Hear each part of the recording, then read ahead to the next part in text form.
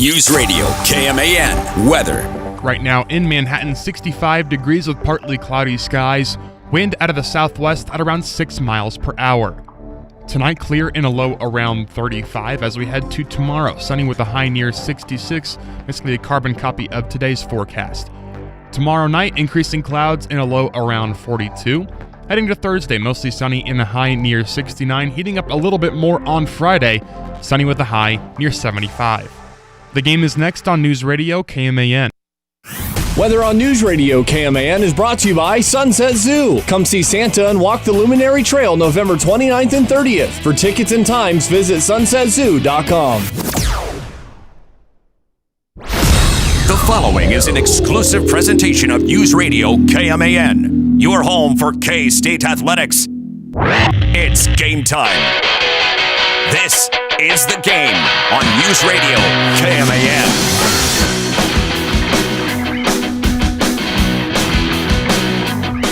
I'd like to give a shout out to open up the show. A shout out to my old MSN Messenger group chat of Dallas Mavericks fans for today's news.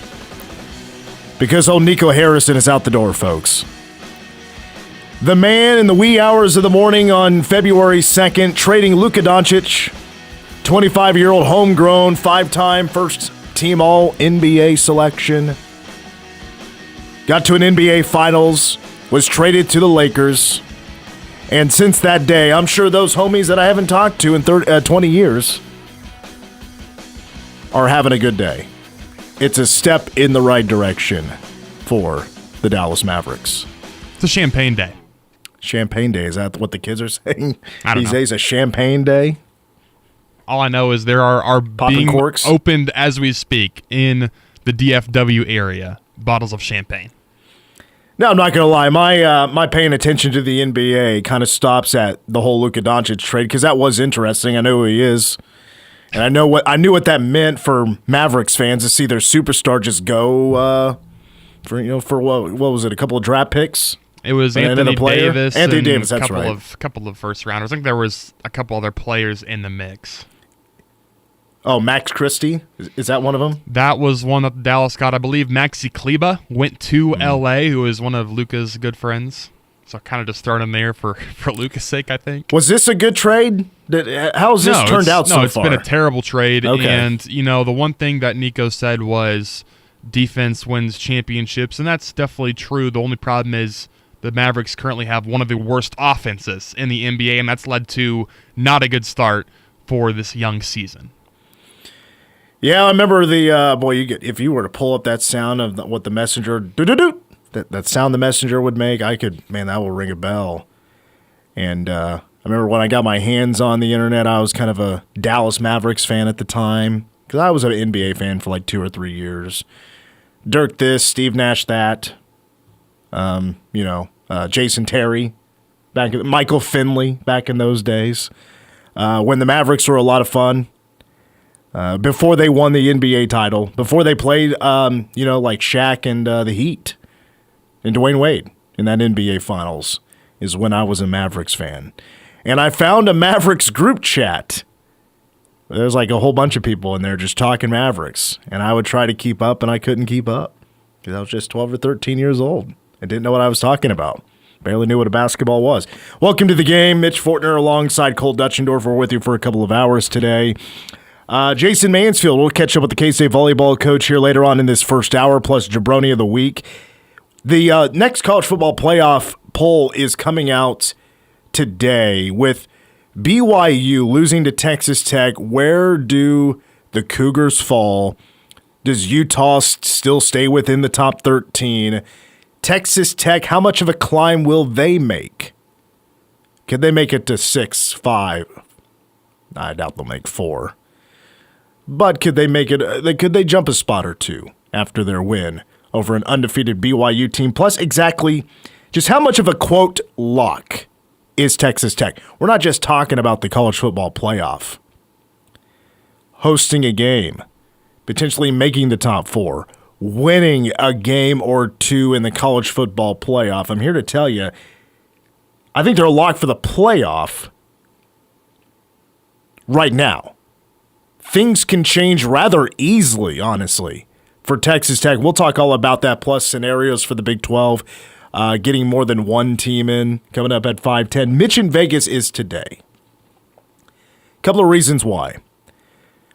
One, no show on Thursday. We have a K-State men's and women's basketball doubleheader on Thursday, so we're moving some things around. It's going to be an extremely busy day tomorrow. But also, I wanted to change things up a little bit. We're going to start picking some Maction, folks. Tuesday night. Wednesday night Maction. If you're going to tune in at any point in today's show, well, I got 5 or 6 segments that I would recommend, but one of them you don't want to miss is Mitch in Vegas coming up at about 5:30. Plus, we are going to blindly rank 5 today as well because, again, no Thursday show. But real quick, before I share just a couple of thoughts on the K-State women's basketball team last night and their win over Lamar, screw Disney and screw Google because you guys are messing up my life. And I'm tired of this greedy brouhaha. I'm tired of this greedy he said, she said. I'm tired of this back and forth of pointing fingers at each other, say, no, they're the antagonist. No, they're the antagonist. My first dishonorable mention for Jabroni of the Week is Disney and Google. We are now at day 12 of this holdout with each other of YouTube TV not having the Disney channels, which the ESPNs, the Disney channels, and ABC, things like, there's quite a few of them. Disney has a lot of property when it comes to watching television. So, of course, you wouldn't have, if you have YouTube TV, you can watch Monday Night Football. There was word going around Peyton Manning and Eli, they were going to have somebody from Disney on Monday Night Football and the Manning cast or something like that. I don't know if that's true or not. I saw something going around about that. I just saw a report that what's 30 divided by 7, 4.25-ish? Basically. 4.25. That's how $4.25 million. That's how much money Disney is losing every day for not having their channels. Drop in the bucket. Their channel, yeah, probably their channels on YouTube TV. But I could go on and on about Disney, and their price hikes. It's not just we're talking about Disney Plus. That's the minimum. That's the minimum. I think they want you to go Disney Plus. Come on in. We got a lot of diversity when it comes to our content. A lot of stuff you want to see for all ages. You don't need YouTube TV. Just come to us. Meanwhile, YouTube TV, my problem with them is I love their product, but what I'm very irritated with is this rebate or this this discount that they're offering of $20 for, was it a month or something like that, while this whole thing is going on, up to 6 months. Unless you're paying directly through a Google account, a Google payment, you have to go through all these hoops to get that money back. You got to click on all these things. You got to go to different windows and all these different steps to just get in the door of trying to get this money back. That, look, so many of your customers aren't going to know how to do that. Technology is a struggle for a lot of people. I have learned that quite easily with trying to introduce my parents just on how to use Netflix. It took an afternoon for them to figure it out. And I'm still getting questions. They're not alone. And so a lot of these people are going to get screwed over on that. And they're going to try to do it. They're not going to figure it out. And they're going to say, the hell with it, and move on, or ask their grandkid to come cancel it for them. Bring back Dish Network. Put my satellite's still on the roof. Get me hooked up again somehow. Get me figured out. And by the way, while you're at it, can you set the VCR so I can tape Survivor? It's pretty annoying. I'm irritated with both of that. That's 11 days. That's a pretty long negotiation, and it feels like they have made no progress because Disney's accusing Google of this. Google's accusing Disney of being way too aggressive with their needs, because the only way they could match or benefit from Google, the only way to benefit from Disney's demands if they raise their prices, and they've, honestly, Disney, Google's had to raise their prices a number of times the last couple of years, where now people are getting frustrated with all the price hikes. It feels like they're coming every 6 months. And I think now we're paying over $100 a month for YouTube TV. So, and it's also an extremely important time for us sports fans because, I mean, we're now in November, and at least for now, November games still matter a little bit. And it matters towards conference championship games, the college football playoff, the Heisman Trophy race. I mean, will Mendoza stay in the hunt? You know, I would say he's the favorite right now, but can he remain? You know, there's a lot of storylines right now in college football, and especially as Big 12 fans, guys, it's quite interesting right now. Like, it's kind of like more interesting than I thought it would be this season for candidates to get into the college football playoff and the possibilities of the number of teams the Big 12 could get in this year. We'll talk more about that at 5:10. K-State women's basketball. They're getting better. They're getting better, and they are getting it done without now Nasha Klassens, who didn't play, and she's going to miss a couple of games because she is in Belgium right now, training with the national team for a week. They got like a camp thing going on for a week. It's a training camp, and she'll be back before you know it. That's not a bad time to have it either. Lamar, you figured obviously they got it done without her, and then you got South Dakota, who actually might be pretty competitive. They're blowing some teams out right now. Seems like some D2s, but you never know. K-State's a very young team and a very inexperienced collegiate team. Takeaway number one, Taryn Size is a next-level baller right now. Taryn Size is doing it all. She is proving that she deserves to be now in the starting lineup, that she can continue to get better without Serena Sundell, Aoka Lee, Jalen Glenn, Tamira Poindexter, Gabby Gregory, that she will survive without them now as an upperclassman. And she's right now averaging 14 points. I mean, listen to this stat line. 14 points, 5 rebounds, 6 assists, 3 steals, 1 turnover per game. That is an incredible stat line. That'll play. And then, by the way, she's also shooting 47% from 3.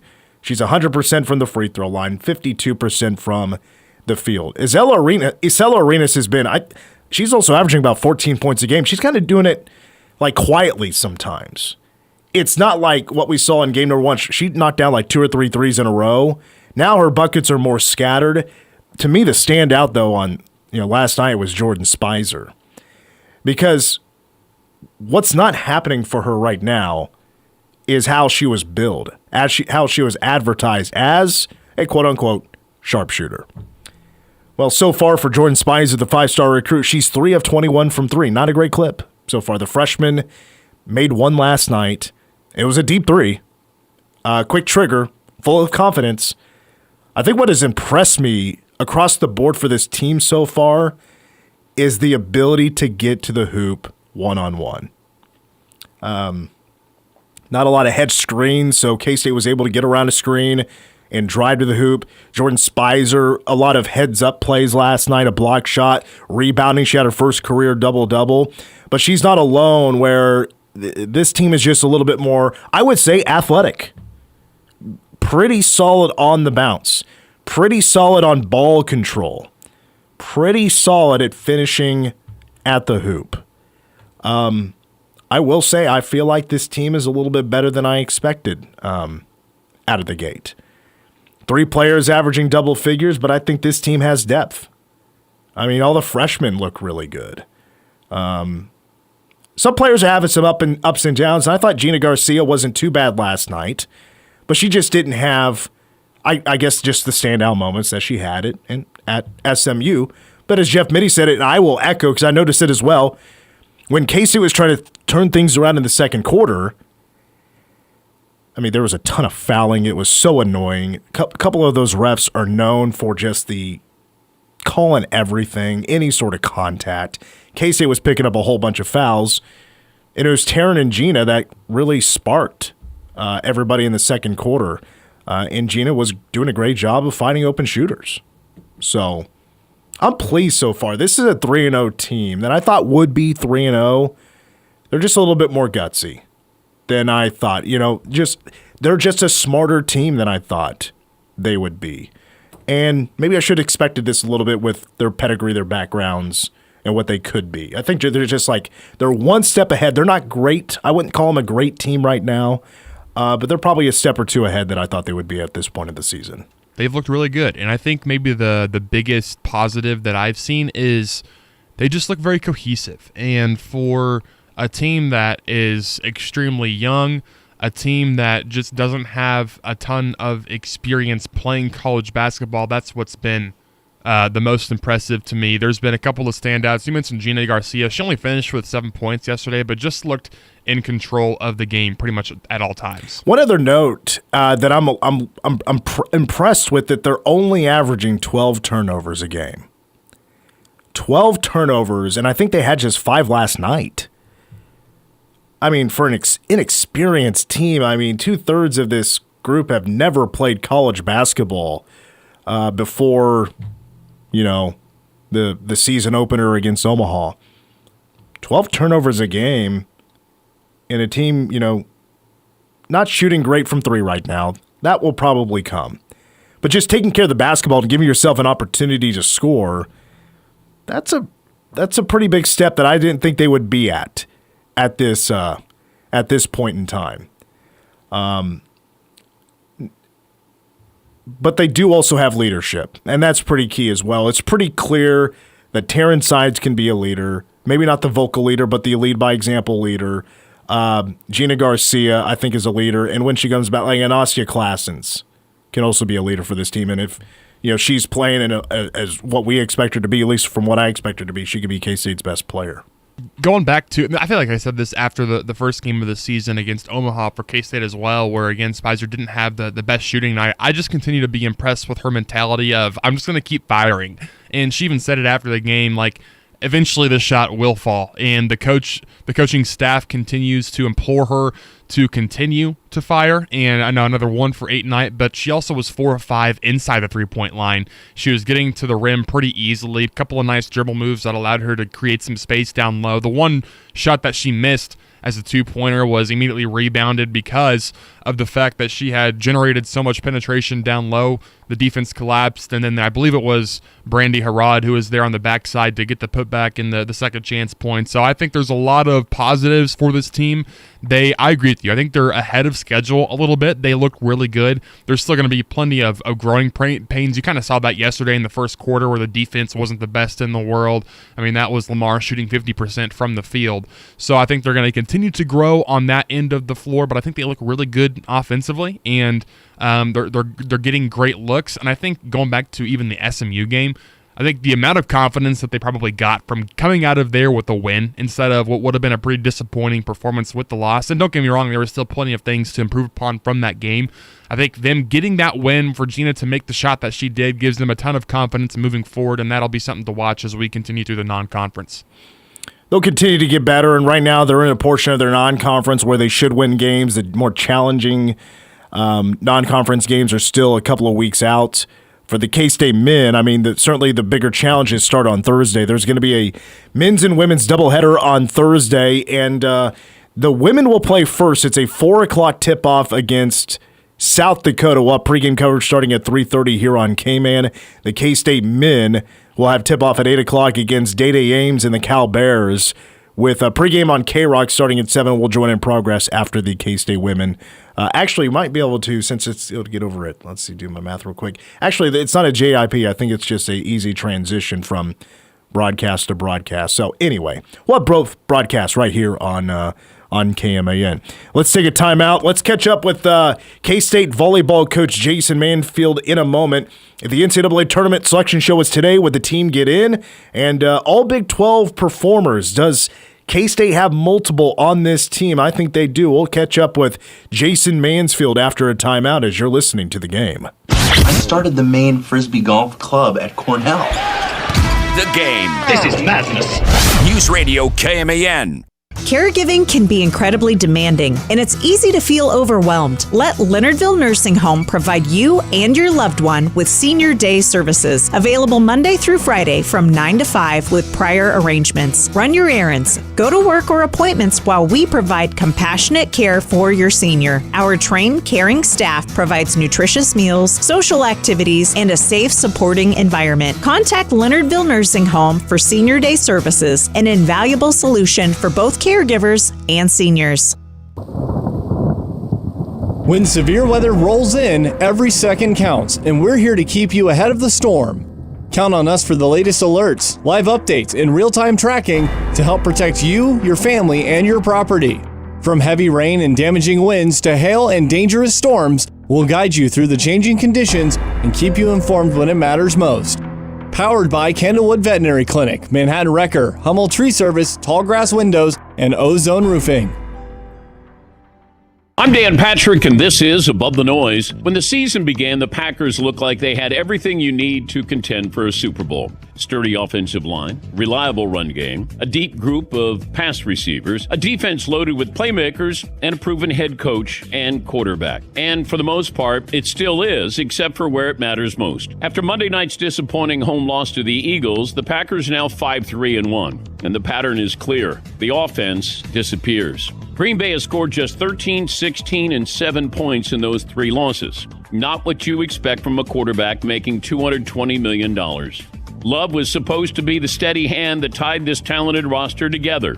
Instead, he and Matt LaFleur have become the biggest question marks. The Packers aren't broken, but if they don't start scoring like a contender, their championship window could quietly start to close. I'm Dan Patrick, and this is Above the Noise.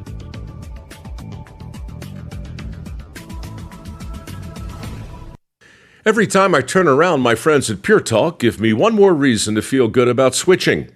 This month, for instance, they're supporting Canines for Warriors, a terrific organization that trains rescue dogs and then pairs them up with combat veterans struggling with PTSD. The result? They're saving lives on both ends of the leash. This is why I switched to Pure Talk. I like being in business with an American wireless company who shares my values. Yeah, I appreciate unlimited talk, text, and plenty of 5G data for just $25 a month, and I bet you will too. But I think you'll really appreciate doing business with a company who gives back to the men and women who volunteered to defend our country. Just dial pound 250, say micro. With Pure Talk's U.S. customer service team, you can switch in as little as 10 minutes. Again, dial pound 250, say micro, to switch to an American wireless company who actually stands for something. Pure Talk. Sherman Gillums Jr., Paralyzed Veterans of America. For more than 70 years, Paralyzed Veterans of America has helped hundreds of thousands of veterans get all the benefits they have earned. Al Kovac Jr., Paralyzed Veterans of America. We provide one-on-one support tailored to your individual needs, including healthcare advocacy, benefit support, and career assistance. For more information, call 1-800-424-8200 or visit pva.org. A public service of Paralyzed Veterans of America. For area high school scores, recaps, league standings, and coach interviews, check out Scoreboard Saturday at 8 a.m. during football and basketball season, including coverage of the Centennial League, NCKL, Big East League, Flint Hills League, and the Twin Valley League. Scoreboard Saturday on News Radio KMAN is powered by WTC Communications.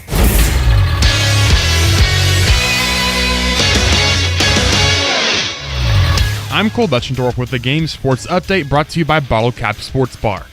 K-State Volleyball's Shaylee Myers was named the Big 12 Offensive Player of the Week for the 3rd time this season Tuesday afternoon. In K-State's 4-set victory over Cincinnati, Myers became the 14th player in program history to register over 1,000 career points in the rally scoring era, recording 21 kills and 10 digs against the Bearcats in her 4th double-double of the season. She also moved into 5th all-time with 9 matches of 20 or more kills in a single season. The Wildcats, who are now receiving votes in the AVCA Coaches Top 25 poll, will host 2 Top 25 teams this week in number 21 Baylor and number 13 Kansas. K-State women's basketball used a 21-3 run from 3:29 left in the second quarter to 8:53 to play in the third to take down the Lamar Cardinals 89-61 in Bramlage last night. Freshman Jordan Spicer recorded her first career start and her first career double-double, finishing with 11 points and 10 boards. Taryn Sides led the Wildcats with 20 points, going 8 of 12 from the field and 4 of 7 from 3.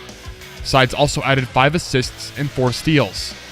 K-State continues its homestand Thursday as part of a women's and men's doubleheader as they face South Dakota at 4 with pregame coverage at 3:30 on News Radio KMAN and Sunny 102.5.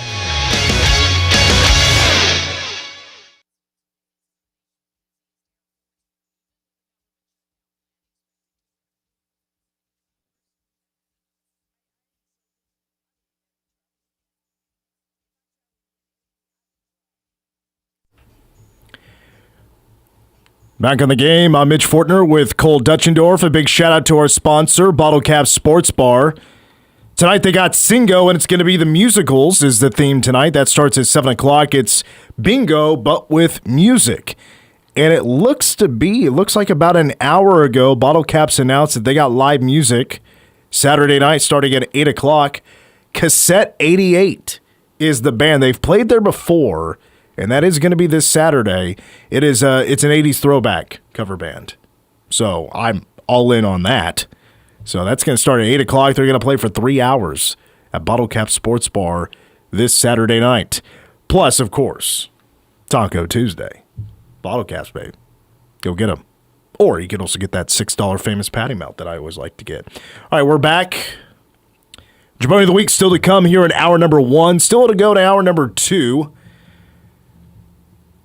Exactly how much of a lock is Texas Tech for their future? Mitch in Vegas, blindly ranked 5. Ask us anything. Blindly ranked 5 going to be around Veterans Day, Fort Riley. Cole's going to be our contestant. Let's go ahead and check in as we got them ready to go here. K-State volleyball, 14-7. They're 7-6 in Big 12 play. They're coming off a couple of really big wins.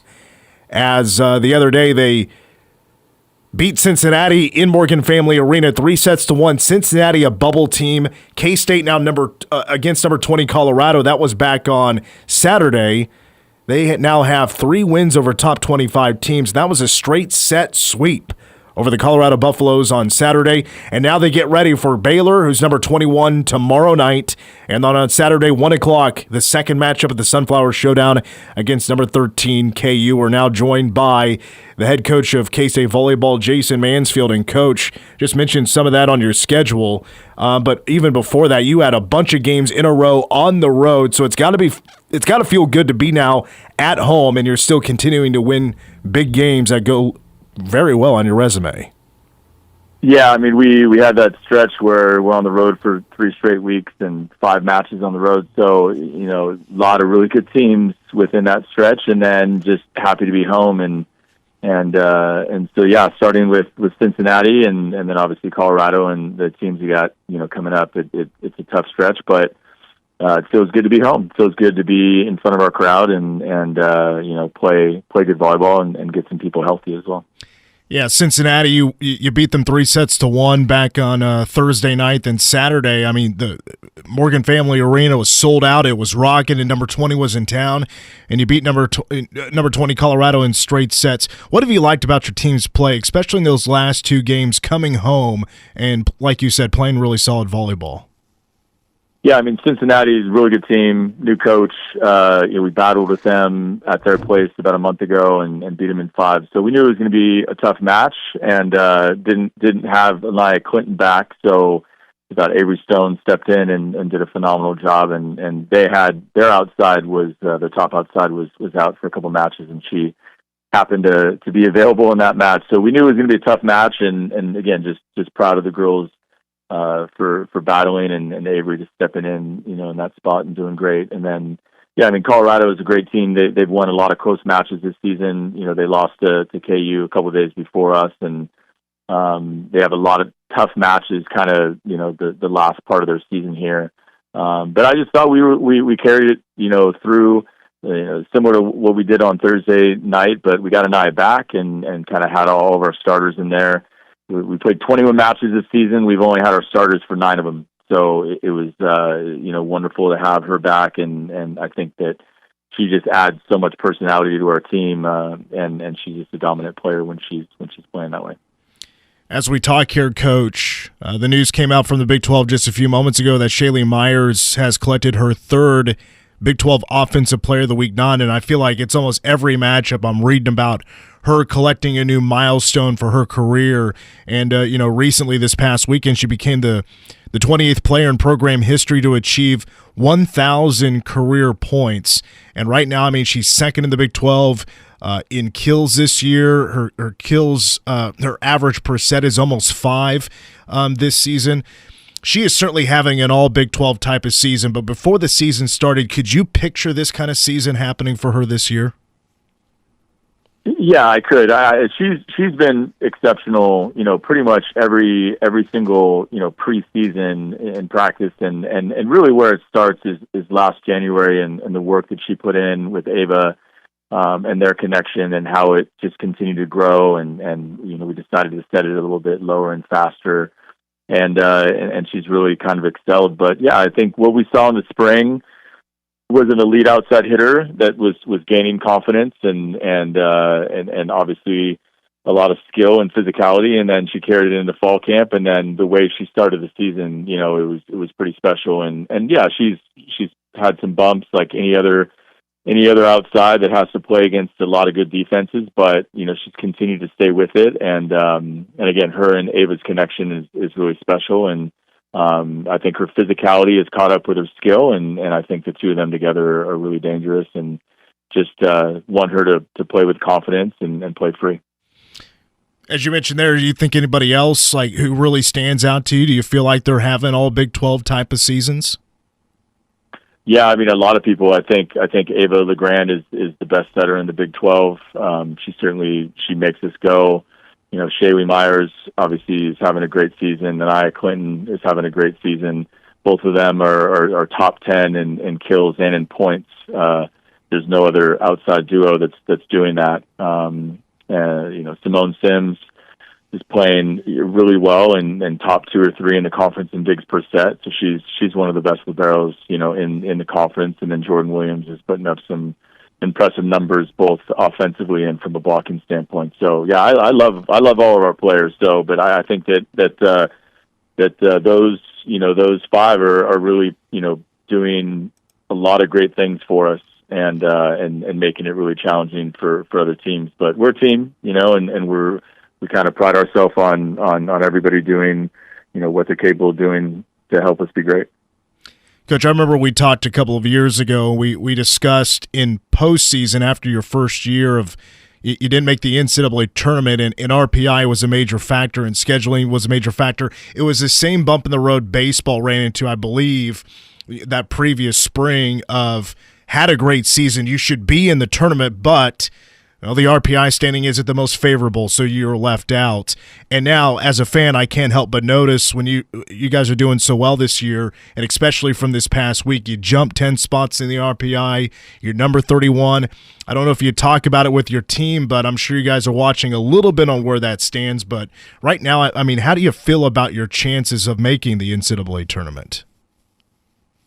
Yeah, I think if the committee was to meet today and the selection show was tomorrow, I think we'd have a good chance to be in. But yeah, I think there's just so many good matches left. There's so many important matches left. It's difficult to kind of project what the numbers are going to say, and so all you can really control is how we watch film today, how we lift, how we practice, and how we get prepared, for tomorrow. But I think the numbers will take care of themselves if you win matches, and that's what we're trying to do, every single night. But I've just been disappointed by the committee before, and so I really don't want to think too much about what we have to do. I really want to continue to get better and hopefully stay healthy and just exciting matches, coming up starting tomorrow, and that's really what we're thinking about. Had non-con scheduling, did you take a different look at that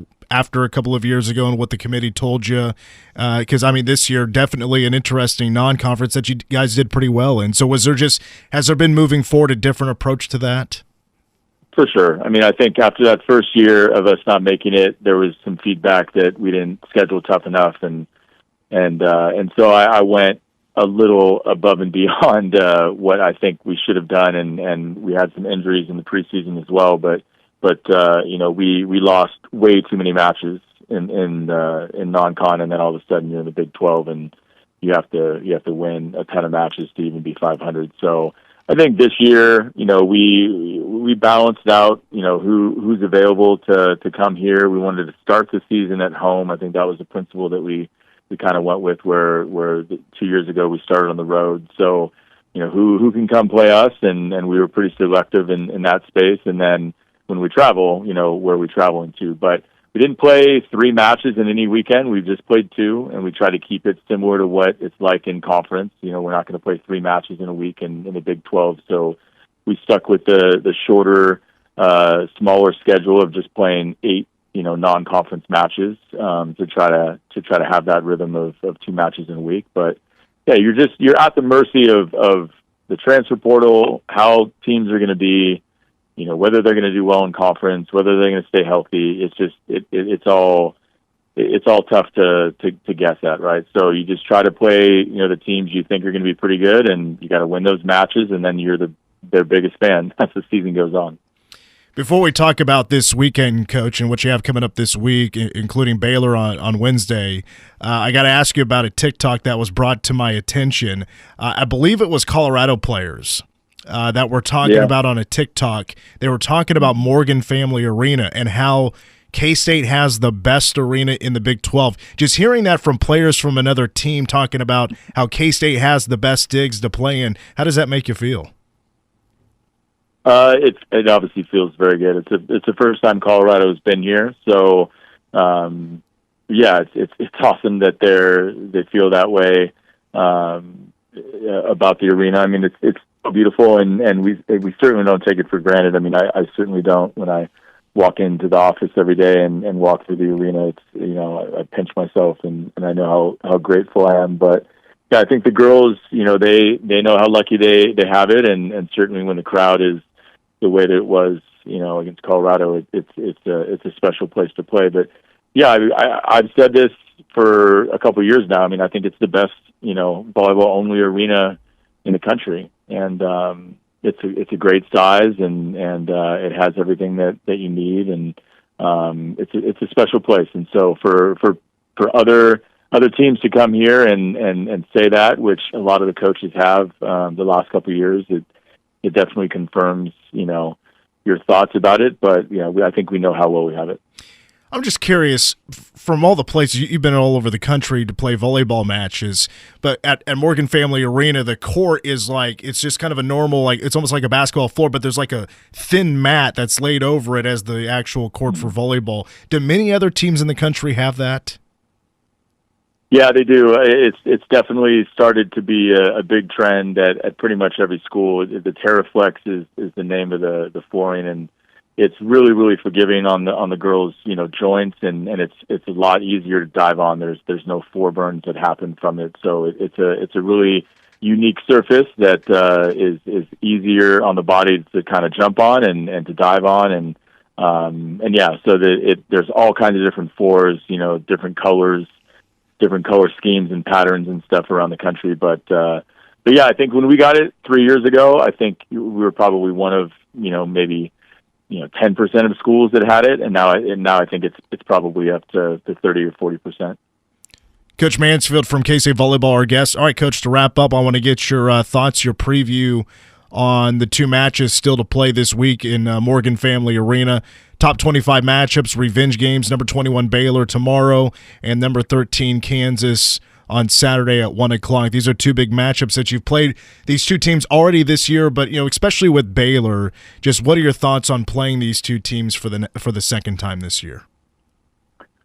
Yeah, it's unique, right? I mean, we only played 4 teams twice, and so Cincinnati, it was nice to scout them and know them a little bit and reflect a little bit on our match, and so similar to the Baylor match. Baylor was the first match that we got Brenna Schmidt back from an ankle injury after being out 7 matches, and so it was great to have her back, but we just really struggled to slow down number 20, their opposite, and we have to be better, just defensively. We played good defense, but we need to play great defense, against them to have really good outside hitters, 2 true freshmen out there and some experienced middles and an opposite that's one of the best in the conference. So I think, it starts defensively for us. And so definitely working on that. And it's good to reflect, what worked last time and what we can maybe do a little differently. And they're better than they were when we played them. And hopefully we are as well. It's going to be a good match, but I really enjoy, we did this in the Pac-12 where we played everybody twice except for only 2 teams. So we got very comfortable the second half of conference reflecting on, the team. And as long as they're not completely different with what they're doing, which Baylor's not, it makes it a lot easier to scout.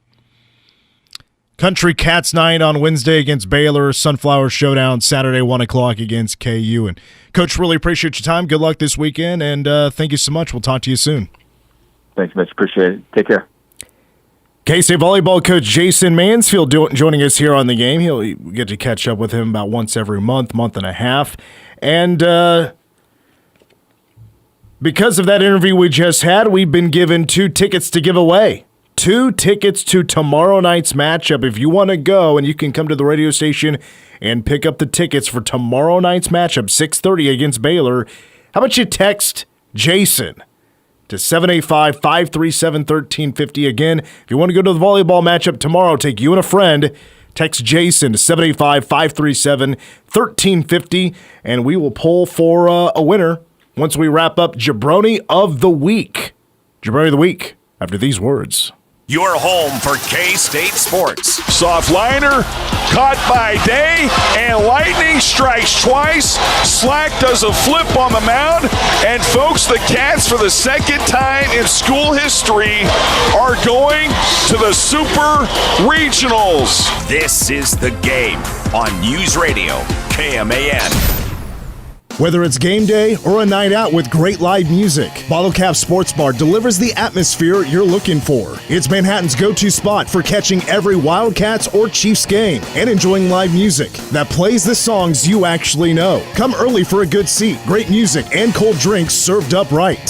Stay in the loop. Check out their Facebook page for the full schedule of events. Bottle Caps, where the music's live, the game's always on, and the vibe is just right. Bottle Cap Sports Bar located on West Anderson across from Dairy Queen. In Manhattan, building community means more than bricks and beams. It means innovation and partnership.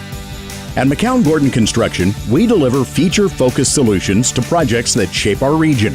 From advanced research labs to vibrant education, healthcare, and community hubs. We're not just building projects, we're building the future of the Flint Hills with unmatched customer experience and value-driven strategies. We're building for tomorrow. Visit kansas.mccown-gordon.com. Jeff Collier was Kansas's 47th governor and the Kansas chairman of Donald Trump's 2024 campaign. There's a reason President Trump said Jeff Collier was one hell of a governor. Collier cut taxes, eliminated wasteful spending, and created record jobs. He stood with law enforcement and kept our communities safe. And he took on the radical liberals to protect life and our religious liberty. Jeff Collier will always advance the America First agenda. I'm Jeff Collier. As your governor, more Kansans were working than ever before. I took a scalpel to wasteful spending, and with law enforcement, we kept our communities safe. I stood shoulder to shoulder with President Trump to get the job done. A man of incredible integrity and class, your governor, Jeff Collier. Jeff is a great guy. He's doing a really incredible job. You have one hell of a governor. Let's keep fighting for what's right. Let's put America and Kansas first. Paid for by Kansas First Inc. Gary Harshberger, Treasurer. Blueville Nursery's Horticulture Hints radio show comes to your radio every Friday morning at 10 a.m. We will discuss timely gardening and landscape topics to help you keep your lawn and garden in tip-top shape. Blueville Nursery has been your local landscape service and garden store for over 50 years, and we want to share our time-tested techniques with you. From vegetable gardening, spring and summer annuals, to shade trees and lawn care, we'll cover it all. You're welcome to call into the show to ask questions that apply to your own landscape or garden. Stay tuned to Blueville Nursery's Horticulture Hints radio show every Friday at 10 a.m. right here on News Radio KMAN. The Trust Company is an independent, locally owned wealth management and investment company founded right here in Manhattan in 1992. The motivation that drives your financial goals, your life, is unique to you and your family. You won't find boilerplate, template-driven, off-the-shelf financial services and strategies at the Trust Company, but plans thoughtfully and individually designed, tailored specifically to your hopes and dreams. The Trust Company, locally owned, client-focused. Our only allegiance is to you.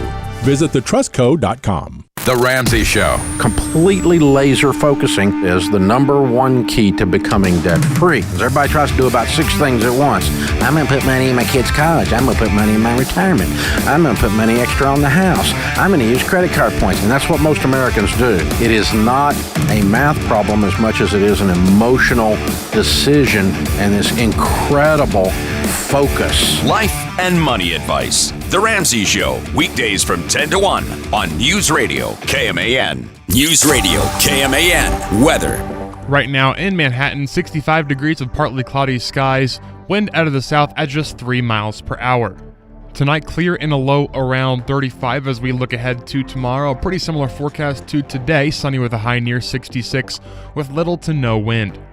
Tomorrow night, increasing clouds and a low around 42. Moving ahead to Thursday, mostly sunny in a high near 69. Warming up a little bit on Friday, sunny in a high near 75. Know your role and shut your mouth, you jabroni! You jabronis hit the jackpot! That Hollywood blonde jabroni, Hulk Hogan! Ow! Is this jabroni's name? Jabroni of the week. Well, by now, I hope you all know how we do it here. 3 dishonorable mentions.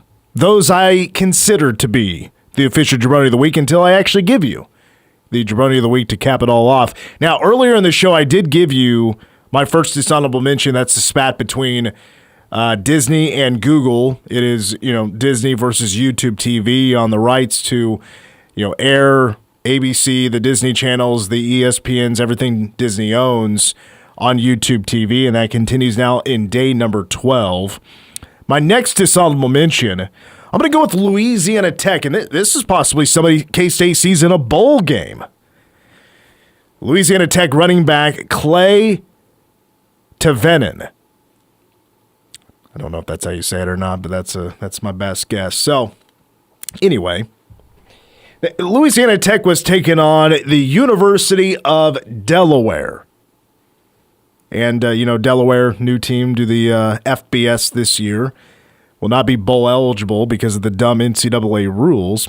But anyway, there is a bell that whenever Delaware scores a touchdown, they ring a bell. Well, that bell was brought to the University of Delaware in 1834. It's an old bell. Purchased almost 200 years ago, is initially used to wake up students on campus to summon them to class. Well, ever since 1952, it's been known as the Victory Bell, and it's been at Delaware Stadium, and every time the home team scores a touchdown, they ring the bell. Hence, the keywords, home team. Well, Mr. Clay scored a touchdown with about 3 minutes to go, and he goes and rings the bell. It gave Louisiana Tech the lead. You're not supposed to do that. You're not supposed to do that. Well, and then 2 plays later, Delaware throws a pick 6, and all of a sudden, it's Louisiana Tech up 8 points. So they're leading 24-16 are the Bulldogs. Well, 2 minutes and 23 seconds to go. Delaware is able to get on the score with a long touchdown pass, and then an onside kick recovered by Delaware, and with just a few seconds left, a 51-yard field goal to win the game. And some are thinking this running back from Louisiana Tech cursed the team. Oh, he definitely did. By ringing the sacred bell. There's not a doubt in my mind. I mean, that was a hex put on Louisiana Tech by ringing that bell. Some things are sacred in sports, and that apparently is one of them. All right, my next dishonorable mention, I will go to, the hell of a finish between Indiana and Penn State. After Indiana blew their lead, Penn State was all of a sudden looking like they were the number 2 team in the country, which they were preseason ranked. Now Indiana's the number 2 team in the nation. You may have thought for a while there that it was the other way around. But it did come down to a final drive for Indiana quarterback Fernando Mendoza. He led the team to a hell of a drive with less than 2 minutes to go. and it was on a 3rd and goal from the 7. Mendoza under pressure. He throws off his back foot to the back of the end zone, completes a touchdown pass to Omar Cooper to win the game. Here was the call from Gus Johnson. Mendoza in trouble. It's out. Touchdown. Wow. Omar Cooper. Unbelievable. Giving the Heisman Trophy now. Was the left foot the first one to touch? Oh my goodness, it's a touchdown. Oh my gosh! That might go down, not the call necessarily. I'm talking about the actual play, the toe tap. That might be one of the greatest toe tap touchdowns of all time. Without a doubt. That was a high throw. Yeah. Like, I give 80% of the credit to Omar Cooper for coming down, because he had to jump high to come down with it. But the reason I'm going to go with a dishonorable mention here, that's Penn State defensive back Zakee Wheatley. Dude, you just need to push him a little bit. You needed to push him a little bit through the end line, and then he's not completing it. And there was plenty of time. That was the second foot coming down that toe tapped. Somehow that first foot that was coming down somehow just hovered. You know, it's kind of hovered there. Didn't touch anything. I don't know how that happened. Dude, Zakee, you need to push him a little bit, just a little nudge. And then Penn State may win the game. I think he got beat for most of that play. Poorly timed. Didn't get his hands on Omar Cooper. You just got to nudge him a little bit. Then it's incomplete. Then maybe we're not talking about Mendoza winning the Heisman Trophy. What were your thoughts on the Gus Johnson call? It was very Gus Johnson. I think it's stuff like that the reason we love him, right? I just feel that's like his kind of call. We're watching an old dog just slowly fade a little bit. Well, he's not as sharp as he once was. I thought a couple of examples. K-State in the 2012 season, Gus called a handful of those games. The Oklahoma game, the West Virginia game, that's Gus Johnson. Right. That he's in shape. Sure. Poland game, against the double overtime against Xavier. I mean, that is Gus Johnson. Mm-hmm. I remember the Oklahoma game in 2020, the COVID year, where you thought Deuce Vaughn scored a touchdown, Kansas State. Weird pause. No, he didn't score. Just got to wait for the referee to make the signal here, dude. Maybe there he's not as sharp, but that call, that was a Gus Johnson call. I know it was almost like, I don't know how to explain that call. It was just what we expect out of Gus. That's all I really can say. Sounded like he was losing his voice a little bit. Maybe it was just that kind of game. I wasn't watching that one live, so I don't know what that drive was like. And that's what people said, was like he was already, the vocal inflections were already very high on that specific drive, so then he just kind of ran out of gas at the end with the touchdown. Well, I kind of pictured Gus falling over while he was trying to call that. He's in shock. It was an insane play. Crazy moment. It's the play of the college football season so far. For sure. But my jabroni of the week, I swear to you, I have seen 24 of these stories of high school or college football teams fighting. There has been a ton of these stories this year. I'm going to go to the high school ranks. Let's go to California. Palo Alto High School coach Jason Fung. Now, he's not the head coach. He's an assistant coach for the Vikings. He's also the PE teacher there at the high school.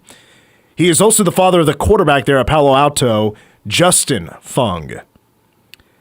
Well, his son was sacked for a loss, in their game, their recent game here against Sacred Heart Prep. There was a minor scuffle. There's some pushing. There's some shoving on the Palo Alto sideline.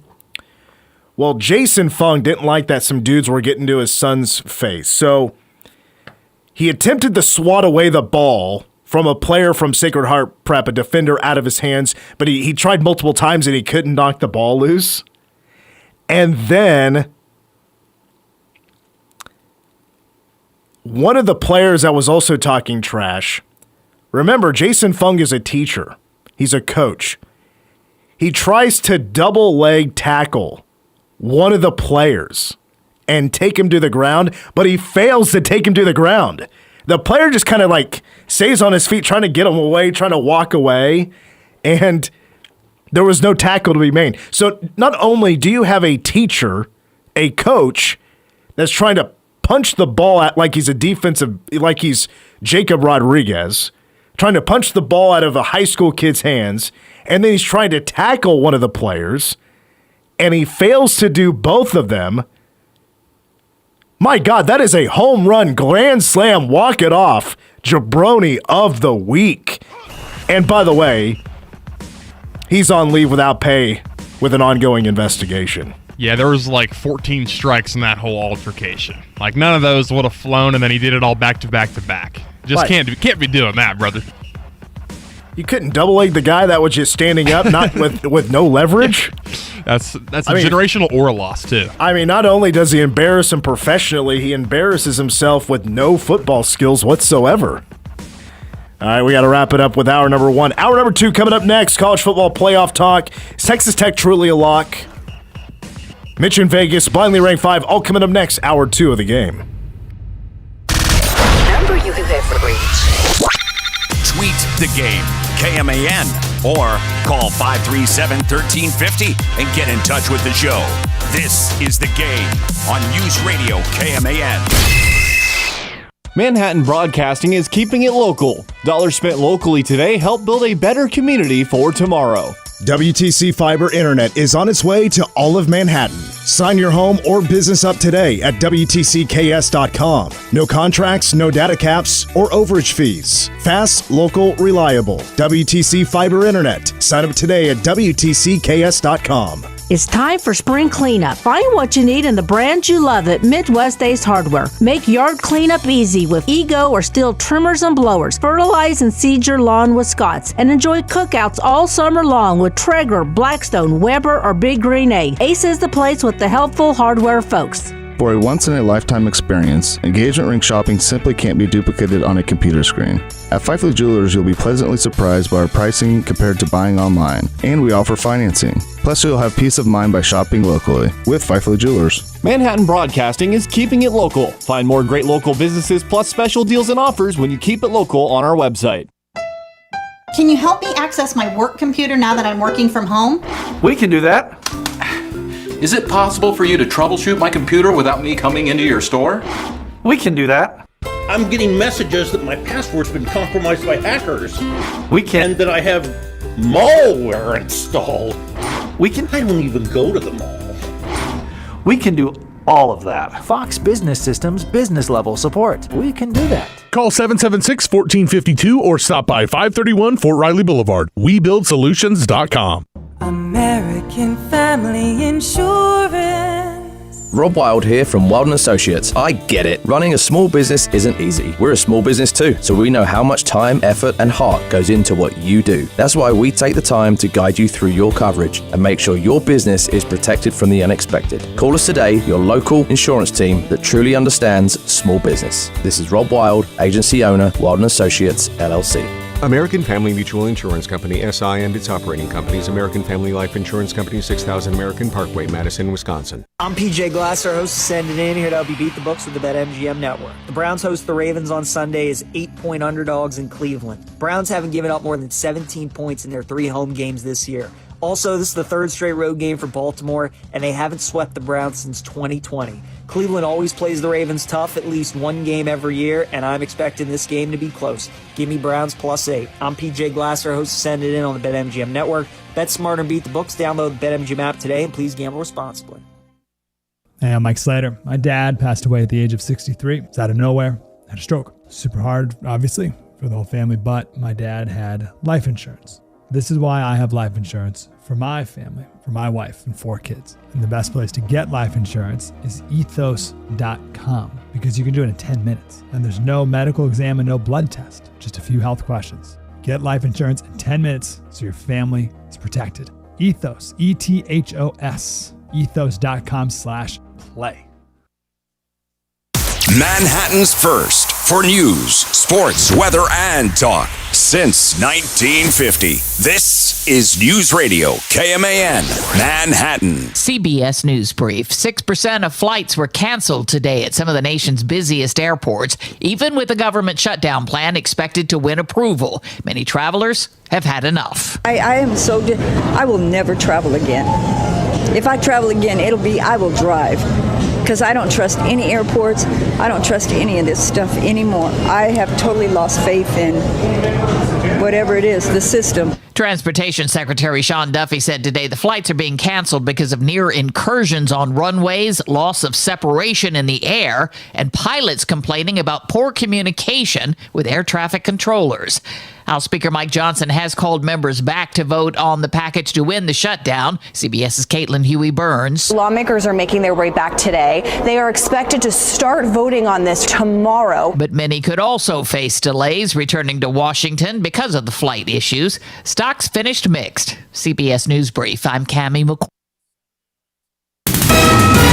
Now, the latest news from the News Radio KMAN and Manhattan Mercury Newsroom. Good evening and happy Veterans Day. I'm Louis Marion. Coming up, Veterans Day is celebrated in Manhattan, and Stand to Match Day is raising money for local veterans and their families. I'll have these stories and more coming up. Community members line Points Avenue for the annual Veterans Day Parade hosted by the Flint Hills Veterans Coalition. The Rock Creek High School Marching Mustangs were one of several participants in Tuesday's parade from Manhattan Town Center to City Hall.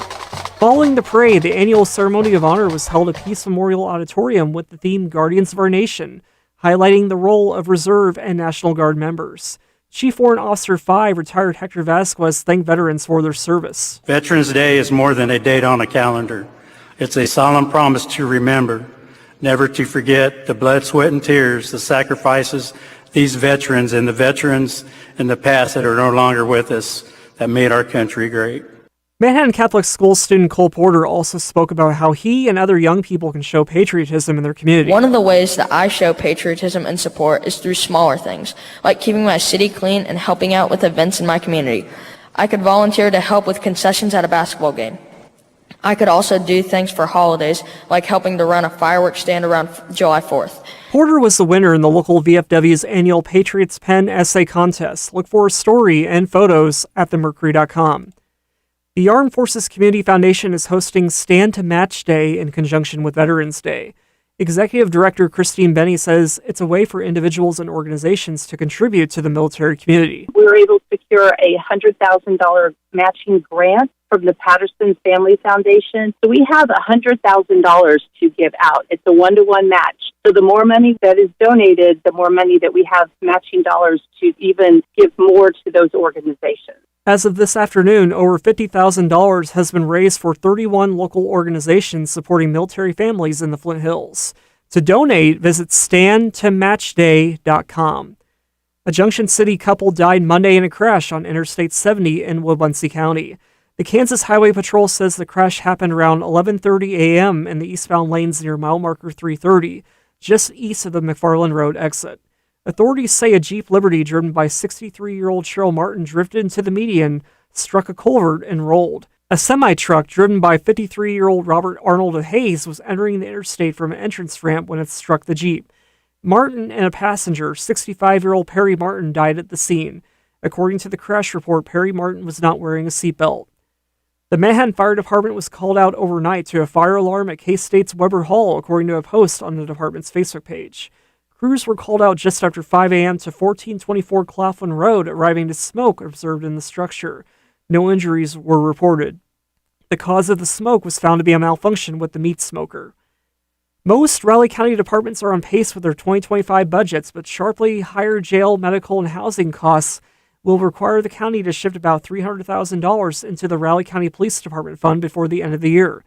County Clerk Rich Vargo presented the county's year-to-date expenditures Monday, noting the higher costs of inmate medical and physician services and off-site inmate housing. Not good news, but it is what it is. Those are the cost of doing business to provide those services to our community. Overtime countywide is about 5% of wages. EMS still shows elevated overtime by design for 24/7 coverage.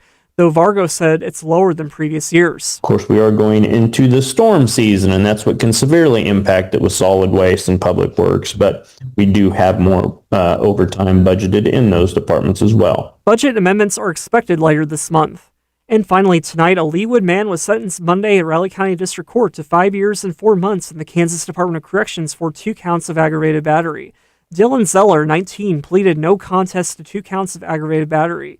He was originally on trial for rape and aggravated sexual battery. The incident occurred in August 2024 against a woman who was 18 at the time.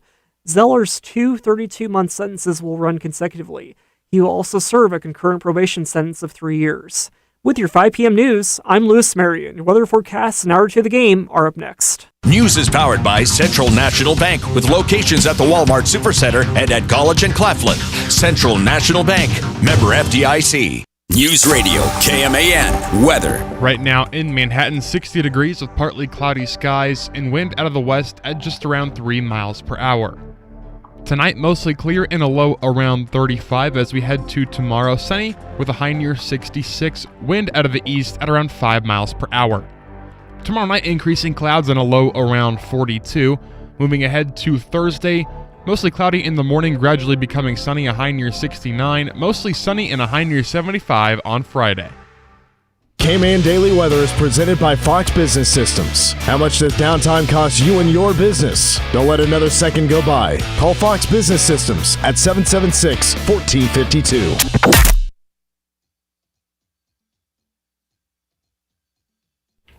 Wow.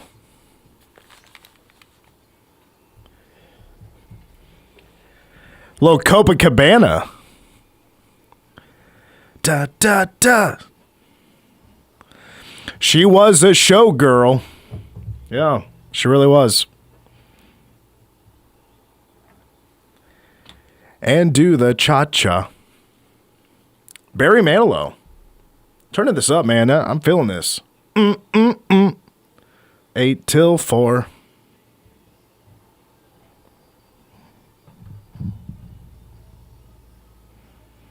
Copacabana. Cole, this has become my karaoke song. I know, that's why I played it. I just randomly I was looking for something to bring us back in, and I remember this was your go-to karaoke, so I found it on YouTube. Yes, it is. All right, we're back. Hour 2 of the game. Mitch Fortner and Cole Dutchendorf. We're with you until 6. Nothing really going on tonight, but tomorrow's show we'll have KSO, of course. Mitch Holtis, the voice of the Chiefs.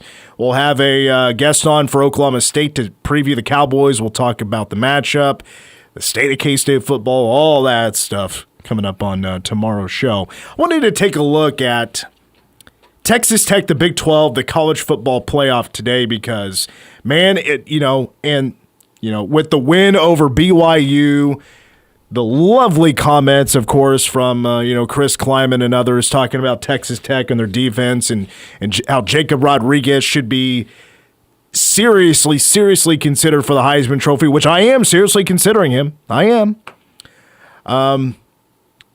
Texas Tech, will they rise? Where will BYU fall? Can Utah stay in the top 13? It's going to be an interesting playoff ranking that comes out because even the number 2 spot, I think Indiana is in a little bit of trouble of holding on to the number 2 spot with Texas A&M still undefeated, and they smoked Mizzou in Columbia this past Saturday, with Indiana having their struggles but pulling it out late in a close win over Penn State, a team without a head coach, a team that has obviously struggled this year and does not have a win in Big 12 play.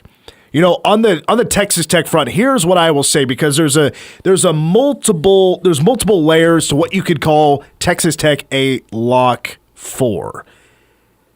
If assuming everything goes well for Texas Tech, they're a lock for the Big 12 championship game. They should win out. Easy schedule, right? Who they got, Cole? They have UCF and then West Virginia. Yes. I mean, come on. That should be a done deal. They'll play for a Big 12 title game. I would assume it's either going to be probably BYU or Cincinnati. I don't know who all Cincinnati still has left, but they still have BYU.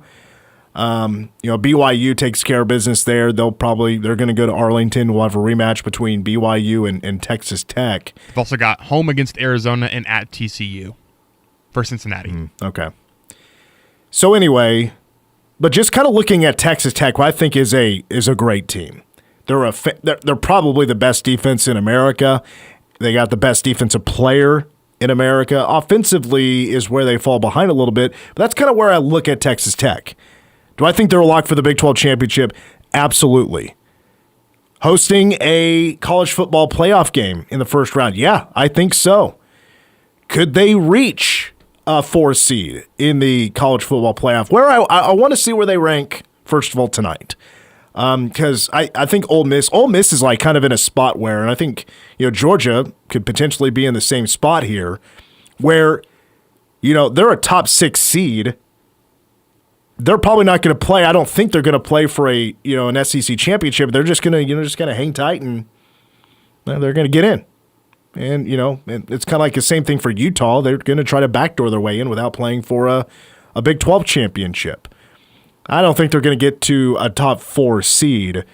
But for Texas Tech, here is where I think their luck and their success lies, and it's Behren Morton. For those who don't know, Behren Morton is basically playing with a broken leg right now. His fibula in one of his legs, he's wearing a boot at practice, right? He's not really practicing at all, and he's still playing one-legged man in an ass-kicking contest, and right now it's Texas Tech winning those contests. But Behren Morton is an injury-prone quarterback. Right now, that leg is the biggest concern for Texas Tech football because they don't have Will Hammond anymore. So they would have to go to a third-string quarterback. And guess what happened to a team by the name of Florida State, an undefeated team that, because they had to go to a third-string quarterback, now granted, the playoff was only 4 teams back then, but they were left out of the college football playoff as an undefeated power conference team because of a starting quarterback and a backup quarterback being out. That could be very costly to Texas Tech, even if they don't lose. So that's a pretty big storyline in my opinion. Now, for the Big 12, to keep this kind of short, and Cole will let you go here in a second here, but for the Big 12, standing in your way right now seems like it's Texas and Oklahoma. You're rooting against the old Big 12, and you're rooting, obviously, for the new Big 12. More money in our pockets, right? Look, I think you just need to root for the top teams. Alabama still needs to play Oklahoma. Georgia's playing Texas. Get them out of the way, and that should increase your odds of Utah getting to the college football playoff. With still, there's some other layers to this, like Oregon losing a game. You wouldn't mind that, but who do they lose to? If USC or Iowa, maybe not. Iowa, USC, Michigan, or Georgia Tech as a one-loss team. You look at them maybe pulling off an upset, but does that help them more instead of helping you in the long run? So there's still a lot of moving layers to this that are still some big question marks. It could go a lot of different directions. But right now, rooting for Texas A&M and Ohio, Alabama and Georgia, right now is kind of where you're looking at if you're the Big 12. It shapes up to be a very interesting final couple of weeks of the regular season, and then even going to conference championship weekend as well, when you see, for the SEC, which 2 teams are going to make it, because it's very convoluted at the top of the conference right now. And then for Tech, it's basically them just trying not to mess anything up because, as we mentioned, very easy schedule to end the season, and then you're going to be playing, if it's BYU, a team that you just throttled at home, and really the 29-7 score wasn't as indicative of how bad that they really beat BYU. You're kind of rooting for chaos above you right now, and I really do think that Tech could end up with a bye in that 4 seed. 4 is probably about as high as they could get, because you look at the top of the standings right now, Ohio State and Indiana, in theory, if they both win out the rest of the regular season, they're going to play each other in the Big Ten championship and lose that one. Also, Ohio State, they have Michigan left on their schedule, and if Michigan beat Ohio State, I think they would actually have an outside chance because they only have 1 loss right now in Big Ten play, so that could muddle things up in the Big Ten. Indiana, they are home against Wisconsin and at Purdue, so they are basically a lock for the Big Ten championship at this point. Then you look at A&M. I still have my doubts about Texas A&M. They looked great against Missouri, but that was like a third-string freshman quarterback making his first start of the season. They still haven't beat a team that has a winning record in conference play. They've played the bottom feeders in the SEC all season long. They will have a chance to prove themselves when they travel to Texas. But Texas also has a game at Georgia, so Texas is going to have a brutal schedule to end the season at Georgia. Throw in the Arkansas one at home, that one's fine. But then home against number 3 Texas A&M, Bama. They honestly might have the best resume of any team. Weirdly enough, in college football, they have beat a lot of good teams this season. They do have one of the worst losses of any team in the top 10. That was the one at Florida State. And we've seen Florida State looks pretty terrible, at least in ACC play. I think they're 1-4 or 1-5, something like that. Georgia, they have a pretty tough schedule down the stretch because it's the home game against Texas. They're also at Georgia Tech, which is the biggest that game has been in probably quite a little while. And then Ole Miss is also a strange one. You look at their resume. They do have the win at Oklahoma. Their other top game they played was on the road at Georgia. They would lose that one by 8. And then it's kind of the same thing with Texas A&M. It's a lot of the bottom feeders in the SEC. Their final 2 games of the year are home against Florida, at Mississippi State. I mean, they don't have it. I mean, it's Arkansas, it's Kentucky, it's South Carolina. So it's not a bunch of the really, really good SEC teams, but they're probably going to take care of business.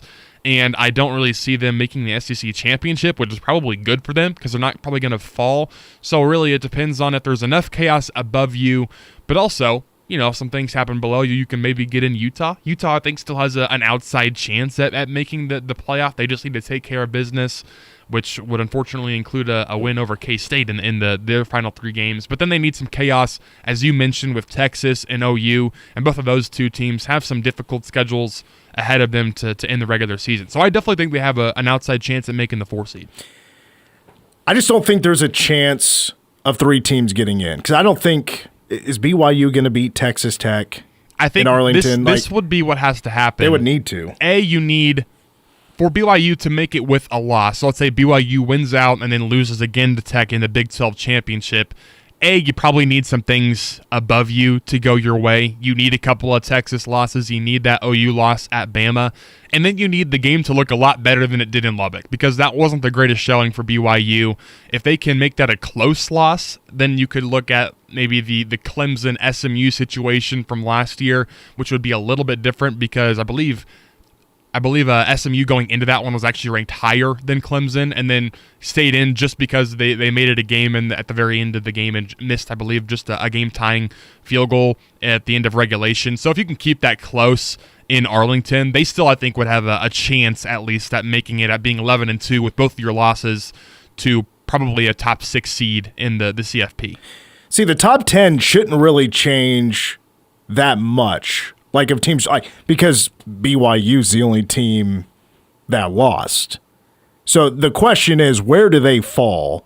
You expect Oregon to move up. Can Texas Tech, I think, will take at best the 6th spot, but I don't know if that's going to happen because Ole Miss played the Citadel. I mean, obviously right now the committee favors Ole Miss anyway by 2 spots. So Texas Tech should move up to at least number 7. Again, the question is, does Indiana or Texas Tech or Texas A&M rather take the 2 spot?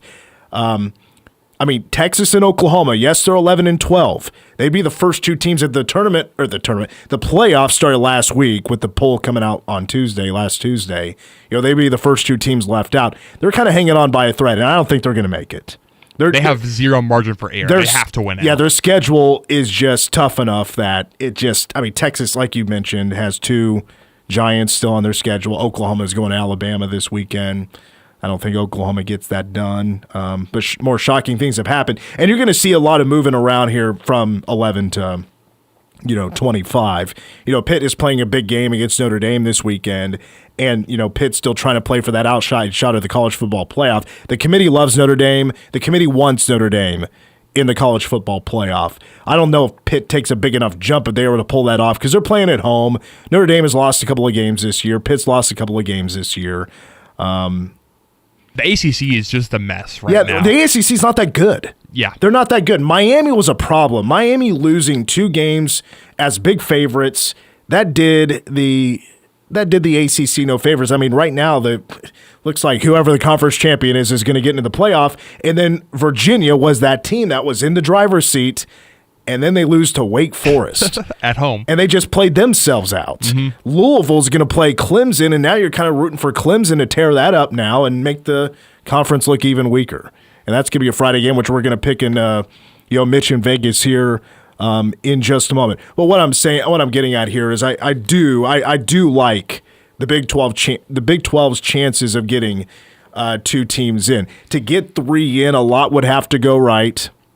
The committee's going to have to show us, I think, this week that they do believe in the Big 12 by not punishing Utah without playing. The AP poll, they gave Texas 3 spots, and they didn't even play last week. And I know the committee would love to have Arch Manning in the playoff, but I don't think they're going to get there. Do you think that it would maybe be better for the Big 12 if BYU beat Texas Tech if both of those teams make it to Arlington? Again, I think it depends because Texas Tech has the best win of the weekend. They were on a national stage, unless you had YouTube TV, and they beat an undefeated BYU team that the committee saw as being, as an undefeated team, worse than 3 one-loss SE teams, but at number 7. To have 2 teams in the top 8 on the first reveal, that's a nice sign. So with the committee, do they see them losing, was it by 3 scores to Texas Tech? I think they're going to drop to 12 or 13. And that, to me, is not good for the Big 12 to get 3 teams in. At that point, you're not going to get both BYU and Utah in. One's going to get in, the other's probably not, I don't think. That's going to be tough to get both of them in, especially with, I think Utah doesn't quite have much of a schedule left without playing for a Big 12 championship game. But it's real tough to tell right now without seeing what the poll looks like. It'll be an interesting before one it comes tonight, out for sure. tonight, because BYU, or if Texas Tech does manage to get a top 6 spot, well, then you're talking about, they do have a good shot now at making the top 4. And the higher Texas Tech can be is better for the Big 12. I just don't think they're going to take a big enough spot, and I don't really see Ohio State, Indiana, Texas A&M, Alabama, and Georgia, or Ole Miss giving up any of those spots. So it does make it harder for the Big 12, but at the same time, to get 2 teams in, you're also rooting for less chaos, in my opinion. It's going to be a really exciting final 3 weeks of the regular season for the Big 12, definitely, but also just to see kind of how things shake up and who ends up in the SEC championship game, because that could have some implications for the Big 12. All right, we got to take a break, and boy, should we definitely be rooting against Texas and Oklahoma this weekend, the rest of the season. They're so close to being out of the conversation of the college football playoff. They're about to be 3-loss teams. Make your way up, Utah, by getting those teams out of the way. Notre Dame, if they lose this weekend, they could be out of the way with 3 losses. They should be. And then that would open the door, you hope, for the Big 12. All right, we got to take a break. Coming up next, it's Tuesday. We typically don't do this on a Tuesday. It's typically Thursday, but we don't have a show Thursday. So we got to make some room for some of our gimmicky stuff. Mitch in Vegas is after these words. You're locked into The Game on News Radio KMAN. Okay, so you need an unforgettable feast for your party. You need it to be delicious, easy, and affordable. You need everything to be just right for your guests. You need to call Qdoba Catering. With Qdoba Catering's buffet-style taco bar, nacho bar, or naked burrito bar, everyone can create their own hot, fresh, tasty dish just the way they like it. Visit Qdoba.com for ordering information. Then simply call, create, and enjoy the party with catering from Qdoba Mexican Grill. Make Qdoba Catering the flavor of your holiday fiesta. If Kansas weather has taught us anything, it's to be prepared for everything. It's time to call M&S Plumbing, Heating and Air to make sure your furnace is ready. From full safety inspections to replacing your furnace, M&S Plumbing will keep you and your family warm this winter. If it's been a while since you've had your furnace serviced and inspected, be sure to call and schedule your appointment today. Simple fixes now can save you big money later. Call the experts who care. M&S Plumbing, Heating and Air. Hey, can you blow up some balloons for Jack's party? I can't. I'm so congested. You need Sinex Severe from Vicks. Sinex Severe Nasal Spray. Yeah, just Sinex. Breathe. Sinex Severe instantly relieves nasal congestion and works 6 times faster than nasal decongestant tablets. The 12 hours of relief allow you to get back to the moments that matter without congestion. Daddy, we need more balloons. On it. Try Sinex Severe from Vicks. Just Sinex. Breathe. Use as directed. As a mom, comforting my family is what I do best. Vicks Vapor Stick provides soothing, non-medicated Vicks vapors in an easy-to-apply stick, and it dries fast, so there's no mess. I use it to comfort myself and my family. Thanks, Mom. Vicks Vapo Stick, soothing comfort for the whole family. And try Vicks Vapo Shower Max for steamy Vicks vapors when you need more comfort for yourself. Use as directed. Metalark's 3 community programs are designed with you in mind and offer free resources for those navigating Parkinson's, memory changes, or cancer. Whether you're seeking education, movement classes, or meaningful connection, our community programs offer support for every stage of your cancer, Parkinson's, and memory loss experience. Open to all in the Flint Hills region, Metalark's community programs are here when you need them. Visit metalark.org to learn more. Why drive hours to catch a flight? Manhattan Regional Airport brings the world closer, right from your backyard. Enjoy the convenience of flying local with daily service to Chicago and Dallas, making global connections easier than ever. Fast, friendly, stress-free. Soar from Manhattan, Kansas, and get closer to where you want to be. Fly smart. Fly local. Fly MHK. Do you think you've been discriminated against at work or when applying for a job? Call the U.S. Equal Employment Opportunity Commission anytime, any day at 800-669-4000. It's unlawful for an employer to harass you or treat you differently because of race, color, sex, national origin, age, religion, pregnancy, or disability. The law also protects you against retaliation for complaining about discrimination. Again, the number to call is 800-669-4000. Equality at work, your right, EEOC's job. The Wildcats. 3 wide open again, and it's perfect again. Hit the court. To the rim, layup good. Right here. Yeah. How about these Cats? Be here every game as the Wildcats pounce the hardwood all season long. 3 seconds, 2, 1, buzzer, ball game. K-State wins it. On your home for Kansas State Wildcat basketball, the K-State Sports Network from Learfield. News Radio, KMAN.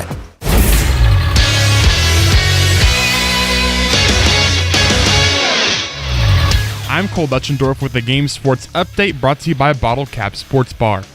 K-State Volleyball's Shaylee Myers was named the Big 12 Offensive Player of the Week for the 3rd time this season Tuesday afternoon. In K-State's 4-set victory over Cincinnati, Myers became the 14th player in program history to register over 1,000 career points in the rally scoring era, recording 21 kills and 10 digs against the Bearcats in her 4th double-double of the year. She also moved into 5th all-time with 9 matches of 20 or more kills in a single season. The Wildcats, who are now receiving votes in the AVCA Coaches Top 25 poll, will host 2 Top 25 teams this week in number 21 Baylor and number 13 Kansas. K-State women's basketball used a 21-3 run from 3:29 left in the second to 8:53 to play in the third quarter to take down the Lamar Cardinals 89-61 in Bramlage last night. Freshman Jordan Spicer recorded her first career start and first career double-double, finishing with 11 points and 10 boards. Taryn Sides led the Wildcats with 20 points, going 8 for 12 from the field and 4 of 7 from deep. She also added 5 assists and 4 steals. K-State continues its homestand Thursday as part of a women's and men's doubleheader as they will face South Dakota at 4 with pregame coverage at 3:30 on News Radio KMAN and Sunny 102.5. The men face California at 8.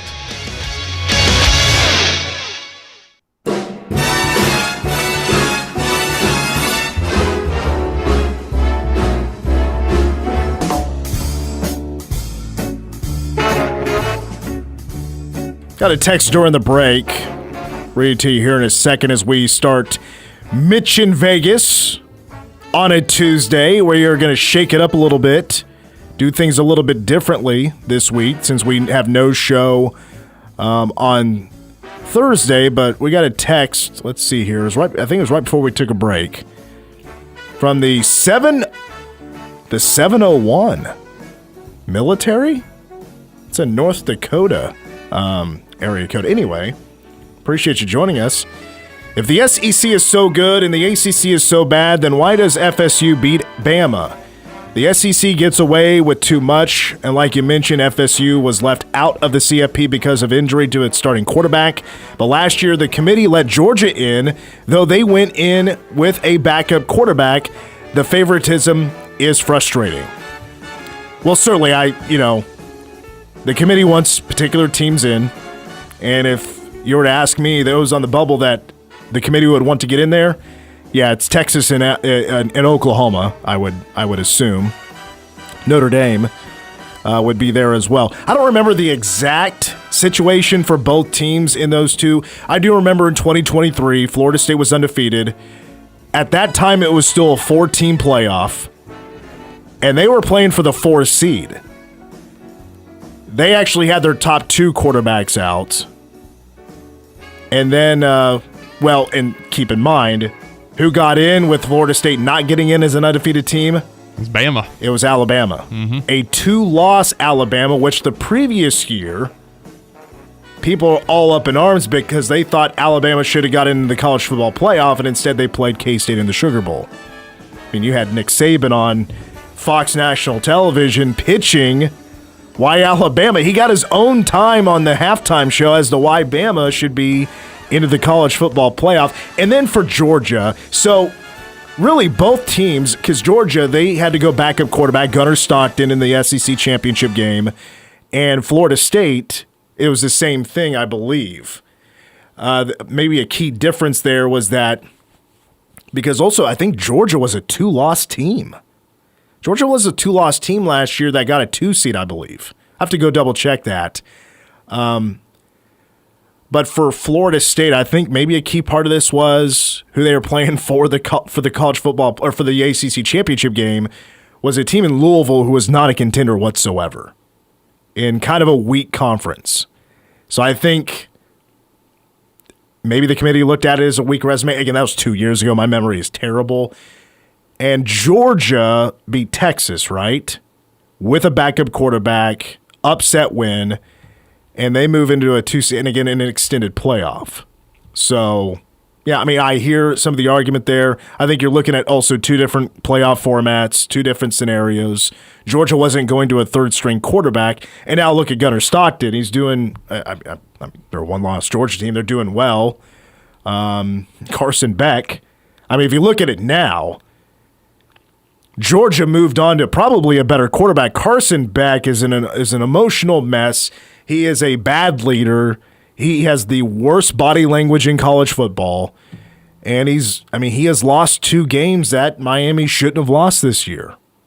It's costing them a spot in the college football playoff. Now, I haven't really watched a whole lot of Miami since probably the first month of the college football season. But if you know Carson Beck, you know Carson Beck. Plus, he got the tattoos on the wrong arm. So that's pretty costly as well. So I hope that answered some of the thought there from our listener from North Dakota. All right, let's pick some games, shall we? Let's get to this. We're going to have to probably go a little bit quick here. So let's step into the sports book here. And our first game, as we look at the standings, by the way, we all went 3-3 last week. Everybody went 3-3. So the people are 37-35. I'm 3 games back at 34-38. Cole, you're 7 back at 30-42. But we're going to get a little weird here. How about a little Maction tonight? The Ohio Bobcats going to be taking on Western Michigan. These 2 teams are tied for the top of the MAC at 4-1, and it's Western Michigan favored by 1.5. The people like Ohio, give me the home team, Western Kentucky, to cover 1.5. I just like the Ohio defense from early in the season. That's all I really know about either of these 2 teams. So West I'll take Virginia, Ohio. right? Yes, and then they only lost by like 20-something to Ohio State. They covered. Unfortunately, I did take Ohio State to cover in that one, if memory serves. But I'll take Ohio to win this one outright, and this is a big one in Maction. We have another Maction game. It's game 2 is tomorrow. a team that's at the top of the leaderboard in the four-way tie, a team that's trying to play their way into a MAC championship game. Toledo, the underdog, or excuse me, they're the favorite, but they have the worst, the lesser of the conference records is what I'm trying to say. As Miami, Ohio is 4-1, Toledo is 3-2, but this is in Oxford, Ohio. I'm trying to sound smart here with MAC and stuff. Toledo favored by 3.5 on the road. The people will go with Toledo, and again, I'm in favor of going with the home team, despite being the underdog. Give me Miami, Ohio, who's tied for first place in MAC, to get it done. I thought it was kind of a strange line. I mean, not knowing anything about these two teams, but two of Miami's 4 losses were Power 4 losses. One of the others was UNLV, and they've been pretty good over the past couple of seasons. So I'll take the Red Hawks to get it done. I mean, 3.5 points, that's a lot for you to give me at home. I'm so happy you've looked into these teams at least a little bit, because I have not at all. I knew this was going to be a crapshoot. All right, now let's go to a game on Thursday. This time it's in the Sun Belt. 6:30 kickoff, ESPN. How about 6-3 Troy at 6-3 Old Dominion? They're in Norfolk, Virginia, the SB Ballard Stadium. Old Dominion favored by 11.5. The people are going to go with Troy. That is a big line, Old Dominion, this and that. I don't know anything about Old Dominion. I decided not to look into these teams. I'm going to go the opposite of the people again. 11.5, that's a big line. But give me Old Dominion to cover. Well, this is where my research ended, and I picked with my heart because I used Old Dominion in a dynasty in College Football 14. So roll Monarchs, they're going to get it done against Troy. All right, game 4. Now maybe we're starting to get in a little bit of territory that we do know. Friday, we do have an ACC battle that we mentioned in the last segment, Clemson and Louisville. Louisville, in the latest poll, which is the new one's coming out tonight, but the one last week had them at number 15. They're a 3.5-point favorite taking on a struggling Clemson team. And according to the people, they're going to go Louisville. That's 78% in favor of the Cardinals. Clemson has lost 4 of the last 7 games, and meanwhile, Louisville, they're coming off a real disappointing loss. They were a 3-score favorite against Cal, and they lost. Louisville's going to drop, but I'm still kind of deciding here. Cade Klubnik is actually playing some decent football right now. It's not as bad as Clemson is just struggling. Dabo's could be next. I'm going to go Clemson, plus 3.5 on the road. I don't know why necessarily. I just know Cade Klubnik is not as bad as what the record says. We could be in some trouble if the people have a good week this week. They kind of already did that to themselves with their terrible loss against California. So I'll take Clemson to cover and get a win against Louisville. K-State's 4-5 like Clemson, but would you call Avery Johnson trash? I wouldn't. To me, it's just kind of the similar situation. Yeah. And Louisville's coming off an embarrassing loss, so see if they can go get something done on the road. All right, now we got 2 more games. Let's go to the Big 12. And I picked this one out because this is a big game for Utah. Utah's at Baylor. Utah favored by 18.5 points. Going into this new poll, ranked 13th in the country. Hope they at least stay put in the top 13 for the Big 12. But again, Baylor, the home dog, by 8.5 points. I was going to go with my gut on this one because Utah still has a shot at the college football playoff. Baylor needs one more win to become bowl eligible. Look, I just kind of go back to what we know about Baylor. We've known about them all season, and that our defense isn't that good. I think, Devin Dampier, he's healthy, right? I think so. He's good to go. As far as I know. So a healthy Devin Dampier against a team like Baylor with a rough defense against stopping the run. Dampier can run the football. He's a dual threat guy, one of the best in the Big 12. Give me Utah to cover 8.5. Utah has absolutely destroyed everyone not named Texas Tech or a freaky night game at Lavelle Edwards Stadium against BYU this year. Outside of those 2 games, they're outscoring opponents 325-70. They've also only given up more than 14 points twice, and that was in the games against BYU and Texas Tech. I think it's a really good Utah defense. I think it's a really good Utah offense. I think they destroy Baylor in Waco. All right, our final game, of course, is not until Saturday. It's 11 a.m. kickoff at Boone Pickens Stadium. What will be the ratio of shirtless people to not shirtless people? We'll find out. How many people will even show up? 4 and 5 K-States in town. Power K Game Day, 7 in the morning. The people like K-State, 80%. The line is K-State, 20.5, the favorite going into Boone Pickens Stadium. Looks like Zane Flores will be the starting quarterback, somebody that K-State recruited the same year they were recruiting Avery Johnson. Well, Zane Flores didn't really have a shot unless Avery was to throw some sort of shocker and not commit to the Cats. It could have been Zane Flores coming to K-State. Instead, he's at Oklahoma State. Look, I mean, K-State, it's really unfortunate that Oscar Romain's out for the rest of the year. Oklahoma State has been able to pull off some trickery and score some points at home during this really tough stretch. I mean, if K-State were to lose this game, my God, is that a problem? That is DEFCON 1. Everybody get into your bunkers. It's about to be a nuclear war.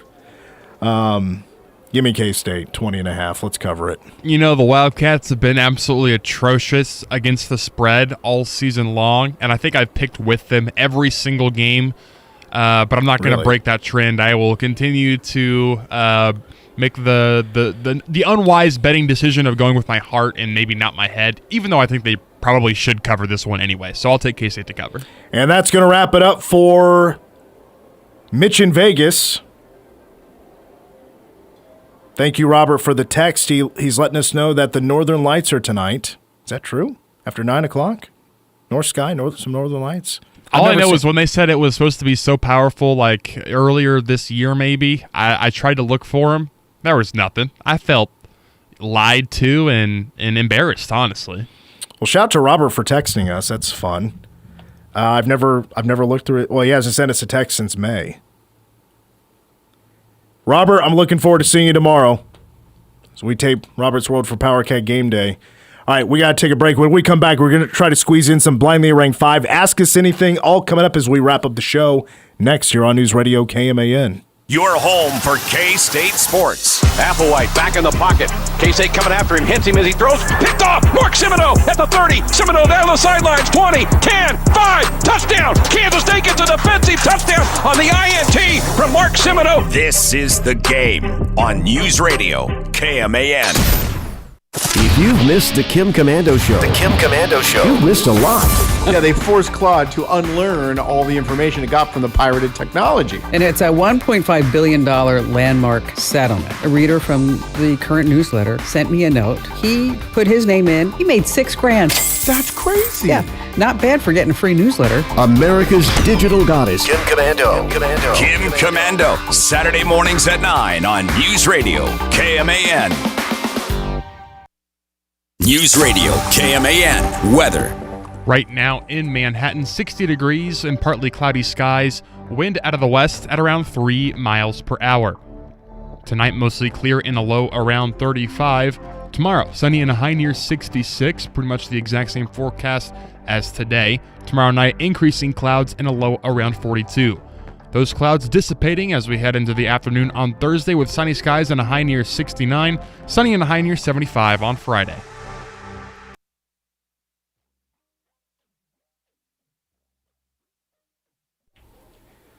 Got a few minutes left as we're back in the game. Mitch and Cole, let's play a couple of games before we wrap up the show. I want to play some Blindly Ranked 5. I've had this idea for a while, and I was like, oh my gosh, today's Veterans Day. Let's do it today. Let's Blindly Rank 5 Fort Riley athletes.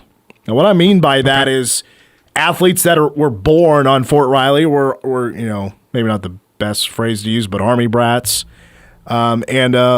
either born on Fort Riley or was stationed once upon a time on Fort Riley. And I'm sure there's a few names that some of us would know, but also I hope you learn a little something about the history of Fort Riley by bringing up some of these names. There's some pretty fascinating names, which I'm even interested to know if Cole, you would know that these names are associated with Fort Riley.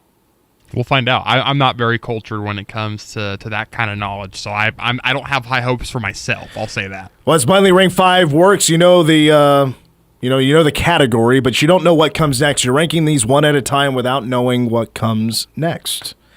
So and you'll rank him 1, 2, 3, 4, and 5. First is Enos Cabell. He was a Major League Baseball player for 14 seasons. He was a first baseman and third baseman. He played for a bunch of teams, mostly with the Astros. He was a part of the Astros team that won its first ever National League Western Division. He also played for the Tigers, the Giants, the Orioles, the Dodgers, and he also then, later on after his playing career, worked in the front office of the Houston Astros.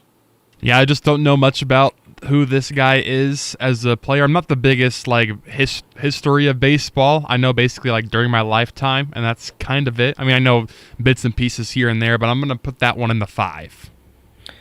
All right, Enos Cabell at number 5. Your next athlete, Johnny Damon. Okay. Johnny Damon, did you know, was born on Fort Riley? He was born November 5th, 1973 in Fort Riley. Of course, went on to win a World Series with the Red Sox and the Yankees. Of course, breaking the curse of the great Bambino in 2004. And that was when they came back from down 3-0, correct? That was the American League Championship Series against the Yankees, yes. And they swept the Cardinals in the World Series. Yes. Also, almost birthday buddies, number 5th and 4th. I like Johnny Damon. I'm aware of who he is, and that's a cool nugget about him being born here at Fort Riley. I put him in the 3. Okay, I'm surprised you know of Johnny Damon, but you talk like you don't know much about him. Like I've heard the name, but I'm not I'm a big Johnny Damon fan. Well, I know who he is. So when I think it was when he was a free agent. He had to be a free agent. He signed he went from the Red Sox to the Yankees, and he betrayed Boston. He became a heel big time in Boston. Yeah. All right, our next athlete associated with Fort Riley. How about Joe Louis? Joe Louis, the former boxing heavyweight champion of the world, was stationed at Fort Riley during World War II. He had the longest run as a heavyweight boxing champion in history. I see. Again, I'm showing I'm not very cultured when it comes to boxing. I'm going to put old Joe in the 4. Joe Louis at 4. All right, I got a feeling you're going to know these last 2 names. So you got Johnny Damon at 3, Joe Louis at 4, and Enos Cabell at 5. You have 1 and 2 open. Your next athlete, Will Shields. Okay, familiar with that one. He was a Kansas City Chief for 14 seasons. He was an offensive tackle. He played at Nebraska. He was a 12-time Pro Bowl selection. I mean, a whole bunch of accolades. He's in the College Football Hall of Fame. He's in the Pro Football Hall of Fame. As of 10 years ago, he went into the Hall of Fame. He is on the, do they call it the Ring of Honor in Kansas City? Yes, I believe so. He's on the Ring of Honor. Obviously a big deal. He was born at Fort Riley, September 15th, 1971. Yeah, one of the greatest players really in Chiefs franchise history, probably the best offensive lineman in Chiefs history. I'll put him in the 2, holding out for, you said I would know the last 2, so I'm hoping the last one does me right here. Do you have a clue who this last name would be? I don't. If you know your Fort Riley history, you know exactly who this is, but you don't. Mm-mm. So the last name is Jackie Robinson. Really? Jackie Robinson, who broke the color barrier in Major League Baseball, of course, was drafted for World War II, and he served at Fort Riley, and he served at the same time. He was, was stationed at Fort Riley at the same time as Joe Louis. That's really buds. Cool. I'm glad I saved out the number 1 spot. I mean, that's one of the greatest baseball players of all time, not to mention everything that he did inside the game of baseball itself. And apparently, I mean, there's a story out there. I don't know the whole story. I may butcher this, but the reason, Jackie Robinson actually achieved a pretty decently high ranking in the Army thanks to Joe Louis or something like that. So that's where I need to brush up on my Fort Riley history. So Jackie Robinson 1, Will Shields 2, Johnny Damon 3, Joe Louis at 4, and Enos Cabell at number 5. Enos Cabell, I know he's not as famous as the other 4, but I needed a name. There's 4 really solid ones. All right, let's wrap it up. We got Ask Us Anything. We got about 4 minutes left. Cole, I hope you have a few questions up your sleeve for today's show. I feel like we haven't done this much. It's been forever since I have done an Ask Us Anything, been on this side of it. It has been a very long while. I should have probably had a few in the chamber, but I'm just going to go with I'm having a loaded baked potato for dinner tonight, so I'm just going to ask, what are you loading up on that baked potato to make it as good as you can? basically everything you think of putting, like, what would be on a baked potato bar, the butter, the cheese, the sour cream, the bacon bits, the green onions. I think that's pretty much it. Yeah, I mean, that's enough, right? I'm doing it all. Chili. Give me some chili on it. We're going chili because I made chili and we had potatoes for potato soup, and I was like, well, we need to find a way to use some of these potatoes up, so what better way to have some loaded baked potatoes? That's a great idea. You know, I told you about it. I didn't talk about this on air, but I helped judge the Manhattan Tech chili cook-off. And man, I mean, they had 8 chilies there to try. I judged them. They were like all 8 different kinds of chili, and they were all so good. It was like one of the best days of my life. It was a great hour and a half. Was there any like white chicken chili there? Like, yeah, was that there? There was. So take us through. You said 8 different varieties. Walk us through some of these. I think it was ranked from like 8 was the least spiciest to 1. It's like, and they also said if your chili is way too spicy, you're disqualified. I would have been okay with that. I like a little kick to my chili. Of course. You need some. But they were just different. Like, one of my favorites was like, there was like barbecue brisket and like smoked sausage in with the chili. I'm like, you're talking to me now. Because like one of the categories was, you know, on a score of 1 to 5, aroma. And I'm like, well, that was an easy 5 because it just smelled so amazing. I'm sure. And the taste was really good. I don't know how to explain. If I was in the moment and I was like eating it right now, I could probably give you more details. That was one of the ones that stood out to me. Apparently the chili that won, it was number 5, was like passed down generation to generation, like 3 or 4 generations. Those are always the best. And it was the one that took the cake. You put the same stuff on a baked potato you would with some chili? Yeah, I'm not gonna go crazy with the toppings. I'm probably just gonna go cheese, onions, and probably call it a day on top of obviously the chili for tonight. I put a little crackers in there. Oh, the thing is, some saltines. The chili was so good at Manhattan Tech. I didn't put anything in it. It was good to go. I didn't need to do anything. All right, we got to wrap it up. Hey, 2 hours tomorrow. KSO, Mitch Holtis, Oklahoma State preview. So much to do. Go Cats. Ladies and gentlemen, this is the main event of the holidays. In this corner, the challengers, Lacey